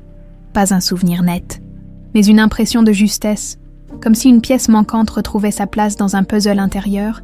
Soudain, l'électricité revint, inondant brutalement la pièce de lumière.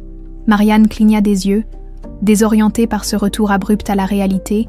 Dans cette clarté crue, la chambre perdit un peu de son aura mystique pour révéler ce qu'elle était vraiment, la relique douloureuse d'une enfance interrompue. « Je crois que je vais rester ici un moment », murmura-t-elle, « si ça ne vous dérange pas. » Bien sûr, François se leva, hésita, puis déposa un baiser léger sur son front, un geste à la fois nouveau et anciennement familier. « Prenez tout le temps nécessaire, ma fille. » Restée seule, Marianne explora lentement la chambre, touchant objets et souvenirs, cherchant à réveiller cette Valentine enfouie en elle. Sur le bureau, elle trouva un journal intime, fermé par un petit cadenas. La tentation de l'ouvrir était forte, mais quelque chose la retint. Ce n'était pas encore le moment. Elle finit par s'allonger sur le lit, Monsieur Floppy contre elle, regardant les papillons suspendus tournoyer doucement dans les courants d'air. Une étrange paix l'envahit, comme si, après des années d'errance, son âme reconnaissait enfin son port d'attache. C'est dans cette chambre, bercée par les derniers grondements lointains de l'orage, que Marianne s'endormit. Non pas la Marianne qui était entrée dans cette maison comme une étrangère, mais une Marianne en transformation, s'ouvrant lentement à la Valentine qu'elle avait été. Ce qu'elle ignorait, c'est que dans une suite d'hôtels parisiens, Camille Delcourt orchestrait sa vengeance. Déterminée à détruire cette réunion familiale avant même qu'elle ne commence vraiment, l'aube se levait sur la propriété Delcourt lorsqu'une voiture remonta l'allée de gravier. Marianne, qui n'avait pas quitté la chambre de Valentine, entendit le crissement des pneus depuis la fenêtre où elle s'était assise après une nuit peuplée de rêves fragmentés. Son cœur se serra. Hélène, sa mère biologique, arrivait. Le tintement discret de la clochette du petit déjeuner résonna dans la maison. Madame Dupont l'avait fait sonner plus tôt que d'habitude. Tout le monde comprenait l'importance de ce jour. Marianne descendit lentement l'escalier, Monsieur Floppy toujours serré contre elle comme un talisman. Elle avait choisi de le garder, ce compagnon de peluche qui représentait un lien tangible avec son passé perdu. Dans la salle à manger, François attendait, étonnamment nerveux, ajustant et réajustant les couverts déjà parfaitement alignés. « Bonjour », murmura Marianne. Il leva les yeux et lui sourit, mais son sourire était tendu, presque fragile. « Bonjour. Avez-vous bien dormi ?» Étrangement, oui, comme si cette chambre m'avait reconnu. Ils entendirent alors des voix dans le hall d'entrée. François se raidit imperceptiblement. « Elle est là. » Marianne sentit ses jambes faiblir. « Je ne sais pas si je peux. Prenez votre temps, » dit-il doucement. « Je vais l'accueillir. Rejoignez-nous quand vous vous sentirez prête. » Il sortit, laissant Marianne dans l'antichambre de cette nouvelle confrontation avec son passé. Elle entendait les voix étouffées, celle grave et mesurée de François, puis une autre, plus aiguë, vibrante d'émotions contenues. Finalement, rassemblant son courage, elle avança vers le hall, et là, elle vit Hélène pour la première fois, une femme élégante, aux cheveux châtains striés de quelques mèches argentées, le visage marqué par les années, mais conservant une beauté classique. Ses yeux, exactement de la même couleur miel que ceux de Marianne, s'écarquillèrent en la découvrant. « Mon Dieu !» souffla Hélène, une main tremblante couvrant sa bouche. Le temps sembla se suspendre. Marianne restait immobile, incapable d'avancer ou de parler. C'est Hélène qui rompit la paralysie, s'approchant lentement, comme si elle craignait que Marianne ne s'évapore. « C'est vraiment toi !» murmura-t-elle. « Valentine. » Ce nom, dans la bouche de cette femme, résonna différemment, chargé d'un amour maternel que Marianne n'avait jamais connu, ou dont elle n'avait aucun souvenir. « Je m'appelle Marianne », répondit-elle doucement. « Du moins, c'est ainsi que je me connais depuis que j'ai 8 ans. » Hélène acquiesça, les larmes aux yeux. « Bien sûr, pardon. C'est juste que tu as les mêmes yeux. » Mes yeux, le moment était d'une intensité presque insupportable. François les observait, ému mais discret, comprenant l'importance de cette reconnexion. « Puis-je » Hélène tendit la main, hésitante, demandant silencieusement la permission de toucher le visage de sa fille retrouvée. Marianne hocha la tête, et les doigts d'Hélène effleurèrent sa joue avec une tendresse infinie. Ce contact déclencha une vague d'émotions contradictoires, une familiarité troublante mêlée à la gêne d'être touchée par une inconnue. « Vous déjeunez avec nous ?» proposa François. Brisant délicatement ce moment suspendu, ils s'installèrent dans la véranda. un silence chargé planant sur leur petit groupe. Les questions étaient trop nombreuses, trop écrasantes pour être formulées d'emblée. « Les jumeaux dorment encore ?» demanda Marianne pour rompre ce silence. « Oui », répondit François. « J'ai pensé qu'il valait mieux que nous parlions d'abord, tous les trois. » Hélène n'avait pas quitté Marianne des yeux, comme hypnotisée. « François m'a raconté comment tu as retrouvé ton chemin jusqu'ici, » dit-elle finalement. « Cette histoire de reportage télévisé, ces sensations que tu as eues en voyant la maison, c'est proprement miraculeux. Je ne sais pas si c'est un miracle ou juste le destin, » répondit Marianne. « Parfois, j'ai l'impression que mon corps savait ce que mon esprit avait oublié. Les médecins appellent ça la mémoire cellulaire, » intervint François. « Certains souvenirs s'inscrivent au-delà de notre conscience. » Hélène prit une inspiration tremblante. « Pendant toutes ces années, nous n'avons jamais vraiment fait notre deuil. Il n'y avait pas de corps, pas de conclusion, juste ce terrible vide. » Marianne sentit sa gorge se nouer. La douleur dans la voix d'Hélène était palpable, brute, même après 18 ans. « Je suis désolée, » murmura-t-elle. « Si j'avais su, si j'avais pu me souvenir. » « Ne t'excuse pas, » l'interrompit Hélène fermement. « Tu n'es responsable de rien. Tu étais une enfant. Tu es une victime dans cette histoire, pas une coupable. » Une sonnerie de téléphone brisa l'intensité du moment. François s'excusa et sortit pour répondre, laissant les deux femmes face à face. « Monsieur Floppy » remarqua Hélène avec un sourire tremblant, désignant la peluche que Marianne tenait toujours. « Tu ne t'en séparais jamais.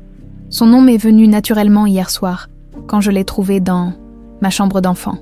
Tu commences à te souvenir alors ? Pas vraiment. Ce sont plus des sensations, des impressions, comme des échos lointains. » Hélène hocha la tête, compréhensive. Les médecins nous avaient prévenus, à l'époque des recherches, que même si nous te retrouvions, tu pourrais souffrir d'amnésie traumatique. Ce genre de choc peut effacer des pans entiers de mémoire. Mes parents adoptifs, les Lefebvre, ils ont été merveilleux, dit soudain Marianne. Ressentant le besoin de clarifier ce point, ils m'ont donné une enfance heureuse, pleine d'amour. J'en suis profondément reconnaissante, répondit Hélène avec une sincérité évidente. Savoir que tu as été aimée, protégée, c'est tout ce qu'une mère peut espérer quand elle ne peut pas être là elle-même. François revint, le visage sombre. Je dois vous informer de quelque chose. Camille vient de m'appeler.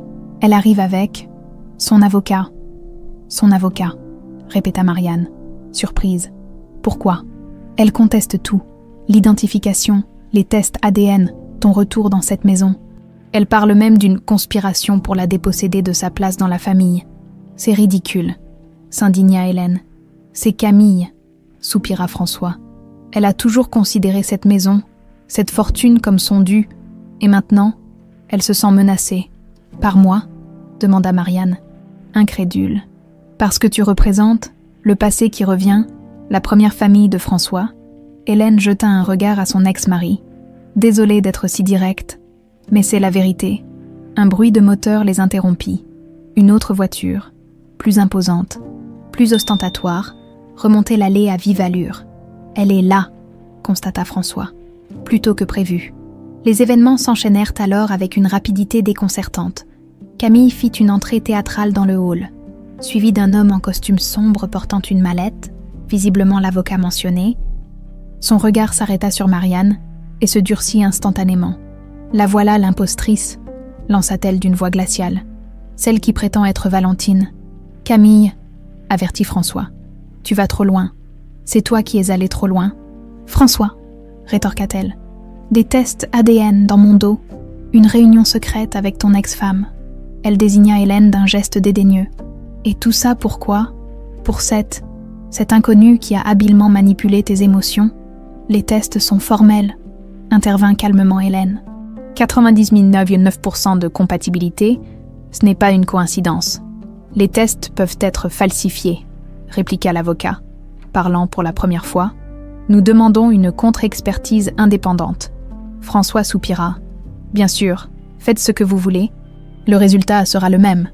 C'est alors que des petits pas précipités résonnèrent dans l'escalier. Louis et Chloé apparurent, encore en pyjama, attirés par le bruit. « Maman !» s'exclama Chloé en apercevant Camille. « Tu es revenue. »« Bien sûr que je suis revenue. »« Ma chérie !» répondit Camille, son ton s'adoucissant immédiatement. « « Je ne vous abandonnerai jamais, moi ». Le sous-entendu était clair. La pique dirigeait vers François, mais les enfants ne semblaient pas la saisir. Ils regardaient avec curiosité cette assemblée d'adultes tendus. « Pourquoi tout le monde est fâché ?» demanda Louis, son bégaiement revenant sous l'effet du stress. « Personne n'est fâché, mon chéri », tenta de rassurer Marianne. « Ne lui parlez pas » siffla Camille. « Ne vous adressez pas à mes enfants. Ce sont aussi mes enfants », rappela François d'une voix dangereusement calme. « Et vous êtes qui, madame ?» demanda innocemment Chloé à Hélène, ignorant la tension palpable. Avant qu'Hélène ne puisse répondre, Camille intervint brusquement. « C'est personne, ma chérie. Juste une vieille amie de papa. »« C'est la maman de Marianne », corrigea François, provoquant un halètement choqué de Camille. « Tu leur as déjà parlé de ça ?» s'indigna-t-elle, sans m'en informer. « Non, pas encore », répondit-il calmement, « mais je ne leur mentirai pas. »« Marianne est votre fille ?» demanda Louis, les yeux écarquillés. Hélène acquiesça doucement. « Oui, mon petit, Marianne est ma fille, et celle de ton papa aussi. » Les jumeaux se regardèrent, visiblement confus, puis un sourire éclaira le visage de Chloé. « Alors Marianne est notre grande sœur pour de vrai, pas juste quand on joue. » Cette question innocente, cette acceptation immédiate et sans réserve, fit monter les larmes aux yeux de Marianne, dans la pureté de leur vision enfantine. Louis et Chloé venaient d'accueillir une vérité que les adultes s'épuisaient à contester ou à prouver. « Ça suffit !» s'exclama Camille. Hors d'elle, « François, je t'interdis de continuer cette mascarade devant nos enfants, maître. Montrez-leur les documents. » L'avocat s'avança, ouvrant sa mallette pour en sortir une liasse de papier.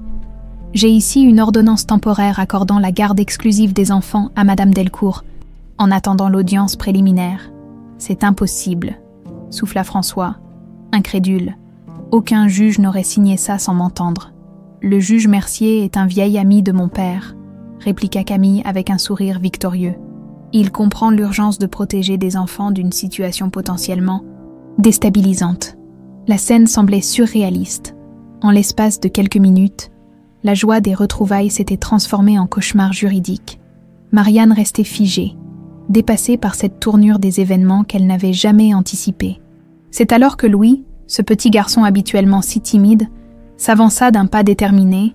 Il prit la main de Marianne dans la sienne et déclara sans l'ombre d'un bégaiement « Je veux rester avec ma sœur ». La déclaration de Louis résonna dans le hall comme un coup de tonnerre dans un ciel serein. L'absence de bégaiement, la fermeté tranquille de sa petite voix, la détermination inscrite sur son visage d'enfant, tout cela créa un moment de stupeur collective. Camille fut la première à se ressaisir. « Louis, mon chéri, tu ne comprends pas ce qui se passe ? Viens avec maman maintenant. » Elle tendit la main, mais le petit garçon ne bougea pas, sa main fermement accrochée à celle de Marianne. Chloé s'approcha à son tour et prit l'autre main de la jeune femme. « Moi aussi, je veux rester avec Marianne », déclara-t-elle avec cette assurance candide des enfants. Le visage de Camille se décomposa, puis se durcit en un masque de fureur glacée. « Très bien, vous jouez à ce petit jeu. François, tu n'as pas idée de ce que tu viens de déclencher. »« Ce n'est pas un jeu, Camille, » répondit-il calmement. « C'est notre famille, notre vérité. Ta vérité peut-être pas la mienne. » Elle se tourna vers son avocat. « Maître Beaumont, notez bien cette scène. La manipulation des enfants est évidente. » L'homme acquiesça, mais son expression trahissait un certain malaise. La réaction spontanée des jumeaux n'avait visiblement pas été prévue dans leur stratégie. « Les enfants doivent être préparés pour l'école », intervint soudain Madame Dupont, apparue silencieusement dans l'encadrement de la porte. Son regard désapprobateur balayait la scène, suggérant clairement qu'elle considérait toute cette agitation comme inappropriée devant les petits. « Madame Dupont a raison », approuva François. « Louis, Chloé, allez vous préparer. Nous parlerons de tout cela plus tard, je vous le promets. » Les enfants hésitèrent, puis obéirent à contre-cœur, non sans jeter des regards inquiets par-dessus leur épaule, tandis que la gouvernante les guidait vers l'étage. Une fois les enfants hors de portée, l'atmosphère s'alourdit encore. Camille sortit un autre document de la mallette de son avocat. « J'ai également obtenu ceci. Une ordonnance interdisant à cette personne. » Elle pointa Marianne d'un doigt accusateur. « D'approcher les enfants jusqu'à ce que son identité soit confirmée par des experts indépendants. » « C'est ridicule, » s'indigna François. « Les tests ADN sont déjà concluants. Des tests effectués par ton ami à la police scientifique Peu convaincant juridiquement, l'avocat s'éclaircit la gorge. Nous proposons une solution raisonnable, monsieur Delcourt. Un nouveau test ADN, réalisé par un laboratoire neutre, en présence des représentants légaux des deux parties. François jeta un regard à Marianne et Hélène, puis acquiesça lentement. D'accord, organisons cela au plus vite. Et en attendant, insista Camille, elle ne s'approche pas des enfants. Marianne, qui était restée silencieuse, parla enfin. Je comprends votre inquiétude, Camille. Ce sont vos enfants, et cette situation est extraordinaire, mais je ne suis pas une menace. Je ne cherche pas à vous remplacer ou à prendre votre place. Vraiment. Le ton était acide, incrédule. Alors pourquoi être venu ici? Pourquoi avoir infiltré notre maison sous une fausse identité? Je ne savais pas qui j'étais, répondit simplement Marianne. Je cherchais des réponses à des questions qui me hantaient depuis l'enfance. Des réponses que vous auriez pu chercher autrement qu'en vous faisant engager comme gouvernante. Peut-être, mais je suivais mon instinct, ces connexions inexplicables, ces sensations de déjà-vu, je devais comprendre.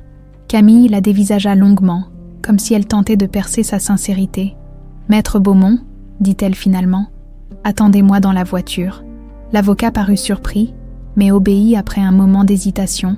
Lorsque la porte se referma derrière lui, Camille s'adressa directement à François, ignorant délibérément Hélène et Marianne. « Soyons clairs, François. Je suis prête à négocier, mais à mes conditions. Je t'écoute. Je veux la villa de Saint-Tropez, l'appartement de Paris et une pension mensuelle conséquente. Disons 300 000 €. Un silence stupéfait accueillit cette demande. François émit un rire sans joie. Et en échange, je retire les ordonnances et j'accepte la garde partagée des enfants. Je ne contesterai pas l'identité de cette personne. Elle désigna Marianne d'un geste vague. Qu'elle soit Valentine ou non, peu m'importe au fond. Tu es en train de marchander tes propres enfants, constata François, incrédule. Je suis pragmatique. Cette bataille juridique sera longue, coûteuse et surtout dommageable pour Louise et Chloé. Je leur épargne un traumatisme. En les utilisant comme monnaie d'échange, intervint Hélène, incapable de se contenir plus longtemps. Camille la toisa froidement. Je ne crois pas vous avoir demandé votre avis, madame. François ferma brièvement les yeux, comme pour rassembler ses forces. Laisse-moi les documents. Mon avocat les examinera et te contactera cet après-midi. Tu as jusqu'à demain matin, répliqua Camille. Ensuite, j'engage la procédure complète.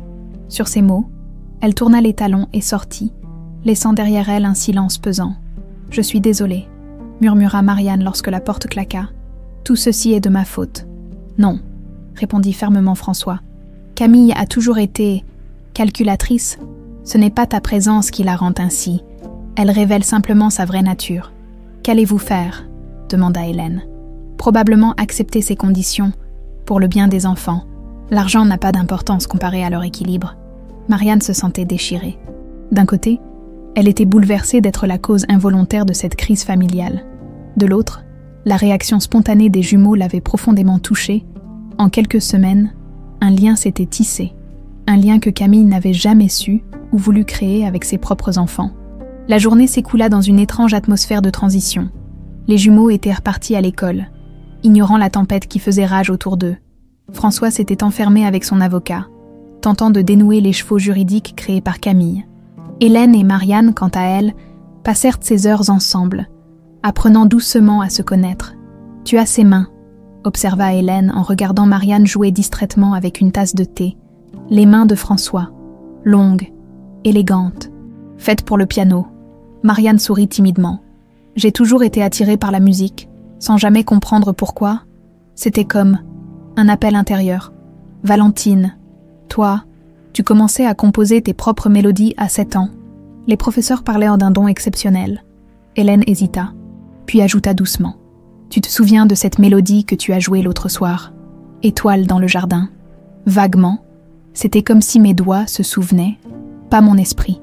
Tu l'as composée après une soirée d'été, où nous avions accroché des lanternes dans les arbres du jardin pour ton anniversaire. Tu as dit que les lucioles et les lanternes ressemblaient à des étoiles tombées du ciel.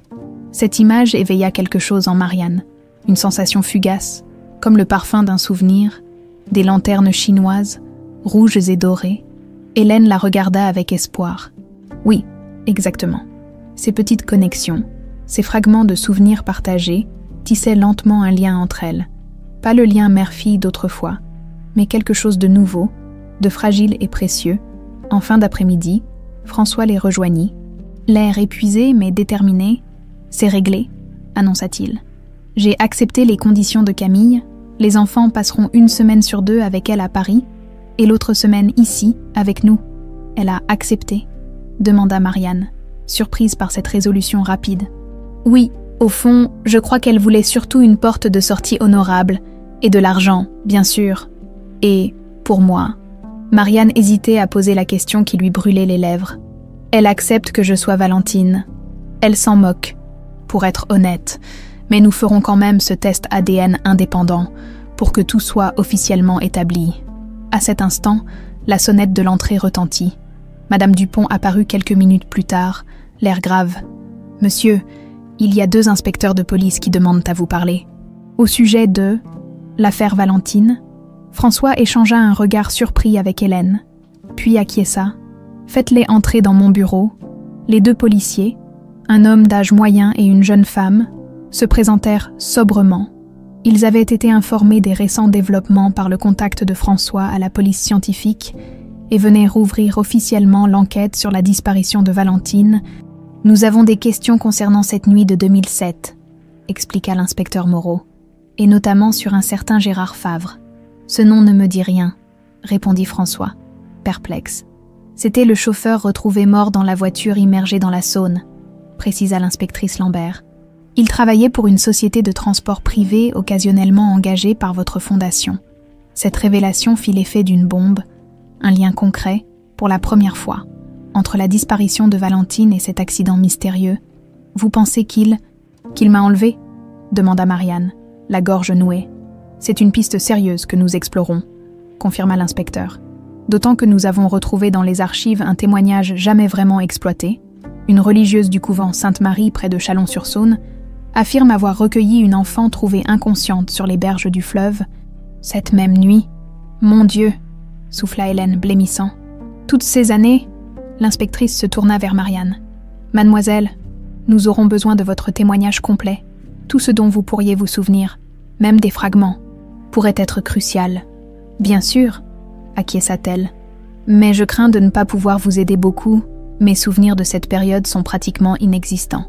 La mémoire peut revenir, parfois, dans les bons contextes. » suggéra l'inspecteur avec douceur. « Seriez-vous prête à nous accompagner sur les lieux, au couvent, puis aux berges de la Saône où vous avez probablement été retrouvée ?»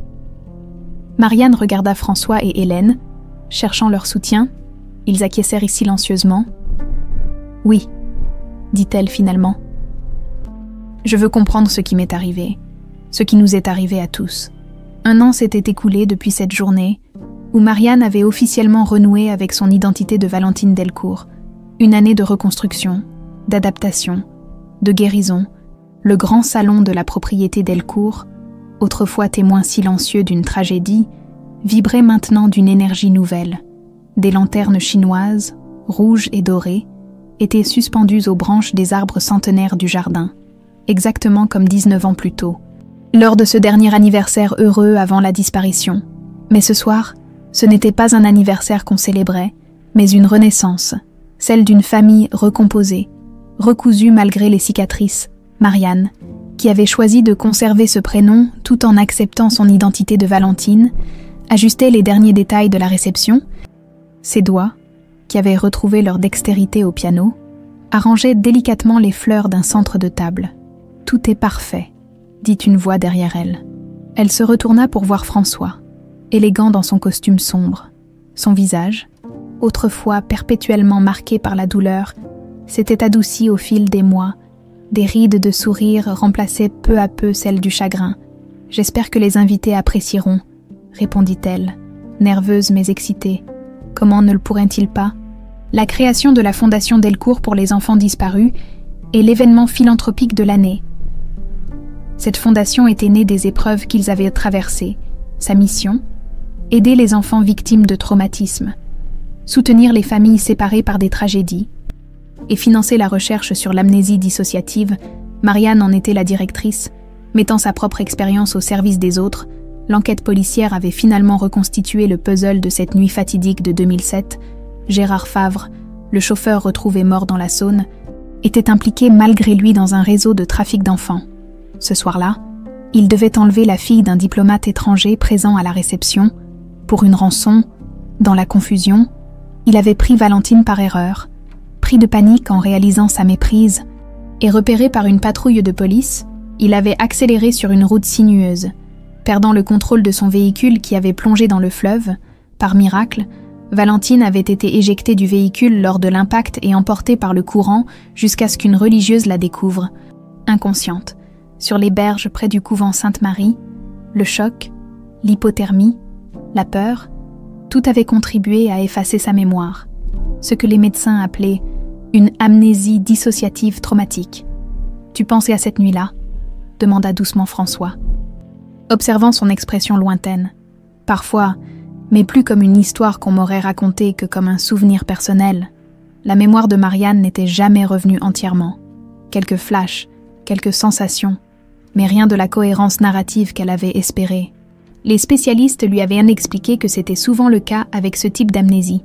Certaines portes restaient définitivement fermées, comme une protection de l'esprit contre des traumatismes trop lourds. « Maman et les enfants devraient arriver d'une minute à l'autre », dit-elle en consultant sa montre. Ce mot « maman » lui venait maintenant naturellement pour désigner Hélène. Leur relation avait évolué lentement, prudemment, vers quelque chose qui n'était ni tout à fait une relation mère-fille traditionnelle, ni simplement une amitié. C'était leur lien unique, tissé de respect mutuel et d'un amour qui se redécouvrait. Quant à Camille, elle avait finalement trouvé un équilibre surprenant dans son nouveau rôle, libérée d'un mariage qui n'avait jamais été fondé sur l'amour. Installée dans l'appartement parisien avec sa généreuse pension, elle semblait plus épanouie et, ironiquement, plus présente pour Louise et Chloé lors des semaines où ils résidaient avec elle. Les premiers invités commençaient à arriver lorsque les jumeaux firent leur entrée, suivis d'Hélène, à 7 ans maintenant. Ils avaient grandi, mais conservaient cette complicité fusionnelle caractéristique des jumeaux. Louis, particulièrement, s'était transformé. Plus de bégaiement, une confiance nouvelle dans sa démarche et sa voix. « Marianne !» s'écria Chloé en se précipitant vers elle. « Regarde ma robe, maman l'a choisie spécialement pour la fête. Tu es magnifique !» sourit Marianne en l'embrassant. « Une vraie princesse. » Louis, plus réservé mais tout aussi affectueux, s'approcha pour une étreinte. « J'ai appris un nouveau morceau au piano. Je pourrais te le jouer plus tard. J'en serais honorée, maestro. » répondit-elle solennellement, ce qui le fit rire. La musique était devenue leur langage commun. Marianne avait repris intensément le piano, retrouvant cette passion enfouie. Elle donnait maintenant des cours aux enfants défavorisés dans le cadre d'un programme de sa fondation. Et Louis était devenu son élève le plus assidu. La soirée battait son plein. Philanthrope, personnalité des médias, représentant d'associations, tous étaient venus soutenir le lancement de cette fondation née d'une histoire extraordinaire que les journaux avaient qualifiée de miracle moderne. Vers 22h, François tinta doucement son verre pour attirer l'attention. Le silence se fit progressivement dans le grand salon. « Chers amis, » commença-t-il, « je vous remercie d'être présents ce soir pour le lancement officiel de la Fondation Delcourt pour les enfants disparus. Votre générosité permettra de soutenir des familles qui vivent le cauchemar que nous avons nous-mêmes traversé, et d'offrir une seconde chance à des enfants marqués par des traumatismes. » Il marqua une pause, cherchant Marianne du regard. « Il y a 1 an, un miracle s'est produit dans cette maison. Ma fille, disparue pendant 18 ans, est revenue, pas comme dans les contes de fées, pas inchangée, mais portant en elle une force et une sagesse forgées par l'épreuve. Marianne, Valentine, incarne l'espoir que nous voulons offrir à travers cette fondation. » Les applaudissements résonnèrent, tandis que Marianne s'avançait. Émue mais composée, sa transformation était visible pour tous ceux qui l'avaient reconnue 1 an plus tôt. Plus assurée, réconciliée avec son double héritage. « Je n'ai pas de souvenir clair de la nuit où j'ai été séparée de ma famille, » dit-elle simplement, « mais je connais intimement le sentiment d'être perdue, de chercher une identité, une appartenance. Chaque enfant mérite de se sentir en sécurité, compris, aimé. C'est la mission de notre fondation. » Après les discours, alors que les invités se dispersaient dans le jardin illuminé par les lanternes, Marianne s'éclipsa vers le grand salon. Le piano blanc l'attendait, découvert, luisant doucement sous les lumières tamisées. Ses doigts effleurèrent les touches, puis entamèrent les premières notes d'étoiles dans le jardin, cette mélodie qui avait servi de pont entre ces deux vies. Mais ce soir, elle y avait apporté des modifications, développant le thème, ajoutant des variations qui reflétèrent son parcours.